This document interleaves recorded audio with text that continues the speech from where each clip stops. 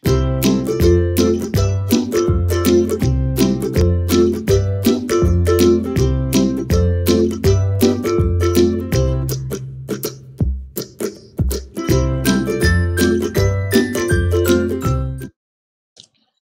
bismillahirrahmanirrahim. Assalamualaikum warahmatullahi wabarakatuh. Halo teman-teman, adik-adik, para pembaca modul pembelajaran interaktif, Mobilin, algoritma dan pemrograman dasar. Selamat datang kembali di channel Pak Coding, rumah para programmer pemula ya. Oke, pada video kali ini saya akan membahas mengenai tujuan pembelajaran materi perulangan ya, atau looping. Nah, tujuan pembelajaran ini penting untuk kita bahas agar adik-adik atau teman-teman sekalian bisa memahami kenapa kita perlu mempelajari materi perulangan ini ya. Materi yang sangat penting untuk diketahui ya. Ya, pada dasarnya sih semua dasar-dasar pemrograman dasar ini penting untuk diketahui ya. Karena tanpa menguasai dasar-dasar pemrograman ini maka kita akan kesulitan dalam membuat program yang kompleks, yang besar di kemudian hari, ya. Jadi kita harus menguasai materi dasar ini. Jadi sama ketika kita sekolah, ya, itu kita mulainya dari SD dulu, lalu SMP, SMA. Kenapa? Karena di SD kita belajar penjumlahan, pengurangan, perkalian, pembagian, yang merupakan modal awal untuk mempelajari Pitagoras, ya, persamaan garis lurus dan lain sebagainya. Oke, langsung saja. Ya, seperti biasa, ini ada pesan dari Kiai Haji Nadir Shah Hussein ya, atau yang kita kenal dengan Gus Nadir. Nah, kata beliau, ilmu itu cahaya. Hanya yang bersih yang akan bisa menerima dan memantulkannya. Saya ulangi, ilmu itu cahaya. Hanya yang bersih yang akan bisa menerima dan memantulkannya. Nah, ini kalimat ini sangat bermakna ini ya. Jadi ya betul, ilmu itu adalah cahaya ya. Kenapa ilmu itu disebut cahaya? Karena dengan ilmu itu ya bagaimana sih cahaya? Cahaya itu kalau kita berada di dalam kegelapan, cahaya itu dapat menuntun kita ke jalan yang benar ya kan. Nah, sama dengan ilmu. Dengan ilmu kita akan menjadi pintar, ya. Kita akan menjadi pintar, kita akan apa istilahnya bisa mengambil suatu keputusan dengan tepat, ya. Tanpa ilmu, ya kita akan menjadi orang yang bodoh, ya. Kalau kita menjadi orang yang bodoh, maka ya tentunya kita akan melakukan banyak kesalahan.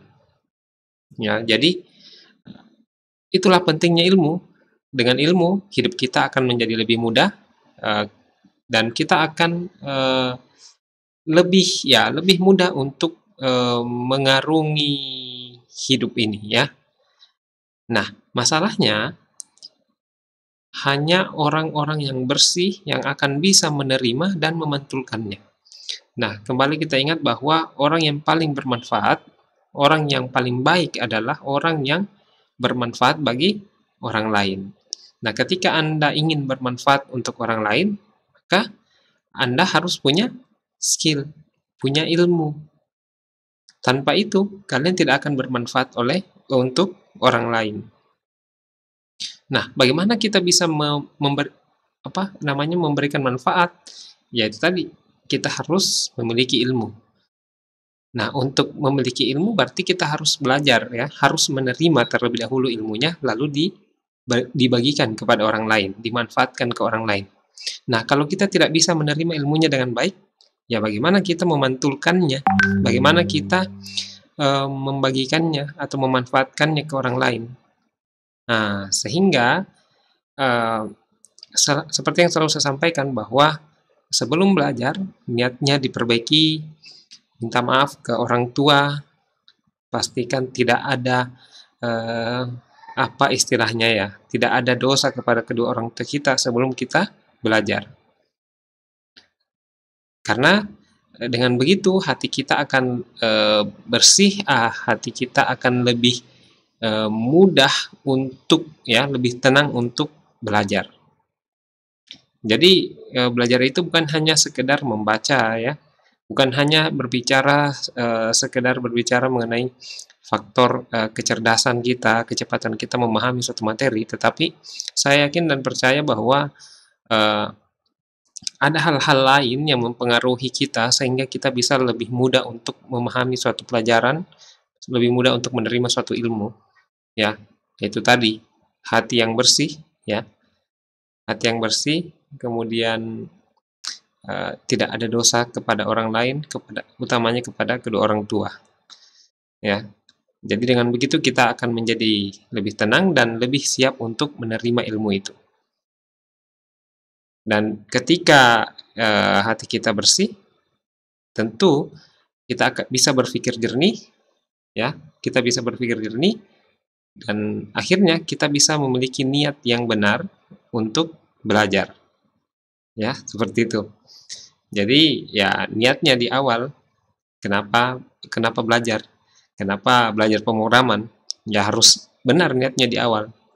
Kapan niatnya benar ya kalau hatinya bersih. Iya kan? Seperti itu. Jadi semoga dengan belajar pemrograman ini dari video-video yang saya bagikan, teman-teman, adik-adik bisa menerima dengan baik dan memantulkannya dan memanfaatkannya kepada orang lain ya. Sehingga teman-teman bisa menjadi orang yang terbaik ya, orang yang bermanfaat untuk orang lain. Oke, ya cukup panjang ya ceramah saya. Sekarang kita masuk ke tujuan pembelajarannya. Jadi yang pertama, mahasiswa dapat menjelaskan definisi dan jenis-jenis struktur perulangan dalam C++. Ya, adik-adik, teman-teman, diharapkan ini ya, menjelaskan definisi dan jenis-jenis struktur perulangan dalam C++. Jadi ada for, ada while, ada do while, yang nantinya akan teman-teman pelajari di video berikutnya. Oke, kemudian Anda diharapkan dapat menerapkan penggunaan sintaks struktur perulangan ya. Jadi, tidak cukup hanya dengan mengetahui definisinya saja, tetapi kita juga perlu memahami sintaksnya atau aturan penulisannya agar kita dapat menggunakan ya, menentukan penggunaan jenis perulangan yang tepat. Nah, kalau kita tidak paham sintaksnya, maka kita tidak bisa menentukan penggunaan jenis perulangan yang tepat. Ya. Bagaimana kita bisa menentukan jenis perulangan yang tepat kalau kita sendiri tidak memahami karakteristik dari setiap struktur perulangan tersebut? Yang saya maksud adalah sintaksnya. Ya. Kemudian, setelah dapat mengetahui atau menentukan penggunaan jenis perulangan yang tepat, maka tentu adik-adik akan mampu membuat program sederhana penerapan struktur perulangan tersebut. Dan ketika Anda diberikan suatu kasus atau permasalahan, maka Anda dapat memberikan solusi yang tepat berkaitan dengan struktur perulangan ini. Ya, seperti itu. Nah, perulangan ini penting untuk dipelajari karena yakin dan percaya saja bahwa ketika Anda membuat program yang besar, aplikasi yang besar, kalian tidak akan pernah terlepas dari yang namanya perulangan. Contohnya, misalnya kalian membuat aplikasi, entah aplikasi apapun itu, tentunya kan ada fasilitas loginnya. Dan Anda diminta untuk membuat aturan seperti ini. Ketika usernya sudah login, memasukkan nama dan passwordnya 3 kali, maka dan salah, maka aplikasinya misalnya terblokir. Nah, untuk menghitung apakah untuk dapat melakukan atau memberikan kesempatan user melakukan atau menginput username dan password sebanyak 3 kali, maka itu diperlukan struktur perulangan di situ. Dan kemudian untuk menentukan apakah usernya itu boleh login atau gagal, nah, di situ diperlukan struktur percabangan. Nah, ya kan? Adapun data yang dimasukkan berarti itu bisa berupa kita harus memahami tipe datanya. Jadi ini penting ya semua ya, seperti yang saya katakan tadi, penting untuk memahami dasar-dasar pemrograman ini ya. Oke, itu yang bisa saya sampaikan mengenai tujuan pembelajaran materi perulangan. Terima kasih telah menyimak video penjelasan saya. Semoga apa yang saya sampaikan dapat mudah dipahami dan bermanfaat untuk adik-adik dan teman-teman sekalian. Baik, terima kasih. Saya akhiri. Wabillahi taufik wal hidayah. Wassalamualaikum warahmatullahi wabarakatuh.